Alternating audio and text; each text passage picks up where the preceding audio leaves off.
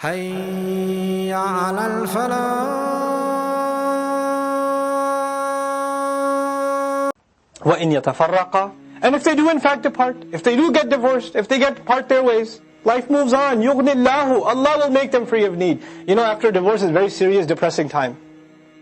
People get extremely depressed after a divorce. Right? And nowadays we made it like, you know, even engagements are such a big deal. After engagements people get seriously depressed. So imagine after like an actual marriage and a divorce. Right? My life is over, I'm blacklisted, I'm stamped, you know, nobody's going to look towards me again, my life is over, I'm in humiliation to my family, I have no future ahead of me, etc., etc. Guys and girls, and even girls more so. Allah gives hope in this ayah to divorced people. There's an ayah for divorced people. يُغْنِ اللَّهُ كُلًّا مِنْ سَعَتِهِ. Allah will make free of need. Allah will take care of you. Everyone. And He will give you from His vast treasures, min sa'atihi, from His vastness Himself. Okay? From His vastness, Allah will take care of you and He will provide. وَكَانَ اللَّهُ وَاسِعًا حَكِيمًا. And Allah had always been vast, encompassing, and full of wisdom. So there's wisdom in what you're going through.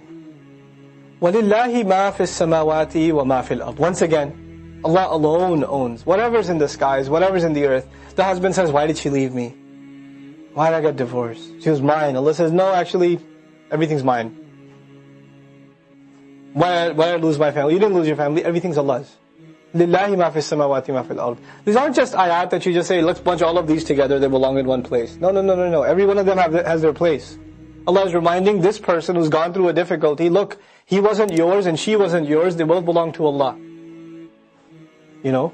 وَلَقَدْ وَصَّيْنَا الَّذِينَ أُوتُوا الْكِتَابَ مِنْ قَبْلِكُمْ وَإِيَّاكُمْ أَنِ اتَّقُوا اللَّهَ. And we had given a strong, stern advice. وَصَّى, يُوَصِّي. He sought to give strong, like almost like a will, to those who were given the book much before you, and also to you, that you should maintain the caution of Allah. Be cautious of Allah, be aware of Allah, be in recognition of Allah. Look at all the ayat of divorce, what keeps coming up in Surah Al-Baqarah, you remember? Taqwa. Once again, وَأَنِ اتَّقُوا اللَّهَ إِن تَكْفُرُوا. And if you are ungrateful after that, and you deny after that, فَإِنَّ لِلَّهِ مَا فِي السَّمَاوَاتِ وَمَا فِي الْأَرْضِ. He repeats it again. And if you deny and you go, and you don't appreciate what's being said to you, then it doesn't change the fact that Allah still owns everything. Whether you recognize it or not, reality is still reality. وَكَانَ اللَّهُ غَنِيًّا حَمِيدًا. And Allah Himself is free of need. Allah would have made you free of need, but if you don't come towards Allah again and become grateful to Allah, He doesn't need your gratitude. Allah Himself is free of need, and He is self-praised, Hamid. The quality of deserving hamd is constantly His. So the second time around when Allah says, لِلَّهِ مَا فِي السَّمَاوَاتِ وَمَا فِي الْأَرْضِ, it's like wa'id, it's like a warning.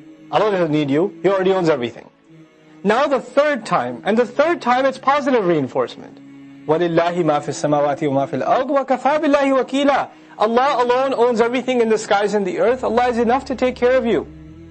The third time, it comes back to positive reinforcement. The same principle again. So Allah is instilling the lesson of ihsan that came before. He's instilling it now in actual life situations. When you're going through a divorce, remember لِلَّهِ مَا فِي السَّمَاوَاتِ وَمَا فِي الْأَرْضِ. When you're going through difficulty, remember لِلَّهِ مَا فِي السَّمَاوَاتِ وَمَا فِي الْأَرْضِ. When your problems aren't being solved, وَكَفَى بِاللَّهِ وَكِيلًا, after لِلَّهِ مَا فِي السَّمَاوَاتِ وَمَا فِي الْأَرْضِ. إِنْ يَشَأْ يُذْهِبْكُمْ أَيُّهَا النَّاسِ. Allah turns to all people. And this is ayat madaniyah. فَنَتَوَقَّعَ أَيُّهَا الَّذِينَ آمَنُوا. But He says to all people, if He wanted, He would have wiped out all of you, people. Had He wanted, He would have removed all of you. وَيَأْتِ بِآخَرِينَ. And He would have brought another people. He doesn't need you. Remember the previous ayah He said, وَكَانَ اللَّهُ غَنِيًّا. Now He's showing you how ghani He is. It's an expression of how ghani He is. He doesn't need you. He doesn't need you to do hamd. He doesn't need you for anything. He could remove you all entirely. وَكَانَ اللَّهُ عَلَى ذَلِكَ قَدِيرًا. And Allah has always been completely capable of doing such things. You are not in a position to say, Allah would never do that. Allah wouldn't do that. He can do anything He wants. And He's always had that ability. مَنْ كَانَ يُرِيدُ ثَوَابَ الدُّنْيَا. Whoever wanted, and this is coming back to the ayat of nifaq also, that subject that's mixed into this surah. Whoever had wanted the compensations of worldly life. They had pursuits of worldly life. I mean, look, all of us have worldly pursuits. You want to finish your education, you want to get a good career, you want to have decent savings, you want to get a house, you want to move to a nice apartment, whatever it is. All of us have worldly aspirations. No, there's not a guy that I don't know that doesn't think about it. That's a nice car. That's a cool house. Something. Whether it's sports or, TVs or whatever. Some people want things in dunya. And that's fine. But Allah says, فَعِنْدَ اللَّهِ ثَوَابُ الدُّنْيَا وَالْآخِرَةِ. Allah has in His possession compensations of worldly life and the afterlife. So why would you go to Allah and sell yourself short? Why settle for less and ask just for dunya? وَمِنْهُمْ مَنْ يَقُولُ رَبَّنَا آتِنَا فِي الدُّنْيَا وَمَا لَهُ فِي الْآخِرَةِ مِنْ خَلَاقٍ وَمِنْهُمْ مَنْ يَقُولُ رَبَّنَا آتِنَا فِي الدُّنْيَا حَسَنَةً وَفِي الْآخِرَةِ حَسَنَةً. Ask for both. Ask Allah for good here and the next life. Why not? So فَعِنْدَ اللَّهِ ثَوَابُ الدُّنْيَا وَالْآخِرَةِ وَكَانَ اللَّهُ سَمِيعًا بَصِيرًا. And Allah is in full, He constantly hears. He constantly sees. And this hearing and seeing is very beautiful in this ayah in particular, because He hears the one who asks Allah. So the Sami' refers to the dua.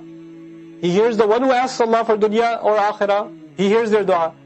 What does He see? He sees their behavior afterwards too. Because you don't just make dua, you have to act a certain way to become worthy.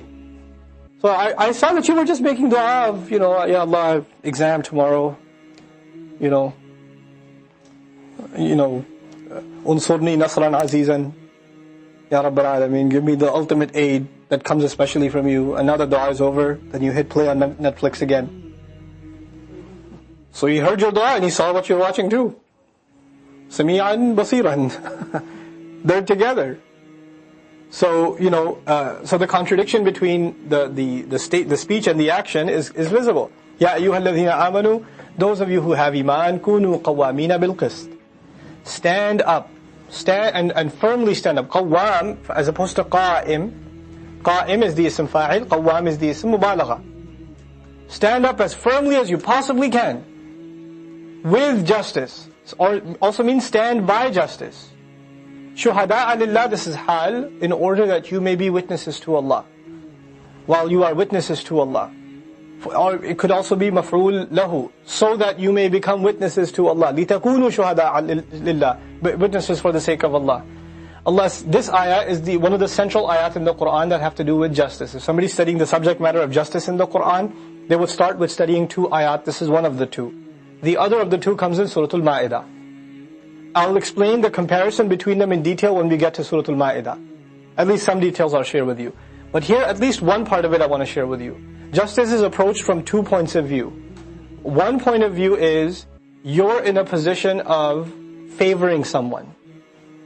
You can get away from justice because you are favoring someone. Maybe you have loyalties of family, tribe, nation, country. There's different loyalties and labels we have, and as a result we depart from being fair because of the biases. The other kind of injustice is you are being unfair out of not of love for someone, but of hate of someone. Right? So the justice is the middle path, and you can depart from justice out of bias for someone or bias against someone. This ayah will be the ayah that deters us from bias for someone. The ayah in Surah Al-Ma'idah will keep us from bias against someone. So the two sides of the coin are addressed. And that's what helps us understand also how surahs have, they have complementary relationships with each other. So, وَلَوْ عَلَىٰ أَنفُسِكُمْ, even if standing up for justice, standing by justice, for the sake of Allah, being witnesses to Allah, means that you have to stand up against your own selves. Even if it means you have to go to court and testify against what you yourself did. أَوِ الْوَالِدَيْنِ, even if you have to testify against both parents. أَوِ الْأَقْرَبِينَ, or if you have to testify against the closest relatives.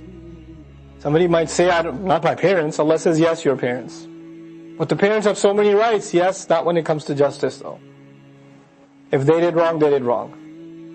If they didn't give the right, they didn't give the right. Our loyalties in the end are to justice. So, أَوِ الْوَالِدَيْنِ وَالْأَقْرَبِينَ إِنْ يَكُنْ غَنِيًّا أَوْ فَقِيرًا, even if he be wealthy or poor. Sometimes people will favor the wealthy because they say, come on, he's an elite family, he's a taxpayer, his father supports so many charities, we should go easy on this kid. We don't want to disturb his dad. Right? So don't go easy on him on the trial. On the other side, there's another kind. There's a poor person, and you say, he robbed a store. He robbed a grocery store. Or he robbed a bank or something. You say, well, he had a tough childhood. Go easy on him. He had a difficult circumstance in his life, and as a result, his crime is more justifiable. Nope. Not because somebody is wealthy, they will be given an easy hand, and not because someone is poor, they'll be given an easy hand. You know, this subject is a very deep one in the Quran and in Islamic studies in general, and it's one of the most ignored topics in Islamic studies, in Islamic discourse. The concept of social justice, and the concept of just ethics across the board, family ethics, you know, business ethics, and social social fairness. It's not common discourse. Assalamu alaikum wa rahmatullah. If you enjoyed this video, please do share it with friends and family. If you want to see more videos from this series, click on the box at the top. If you want to see other videos, click on the box at the bottom. And don't forget to hit the subscribe button. Thanks.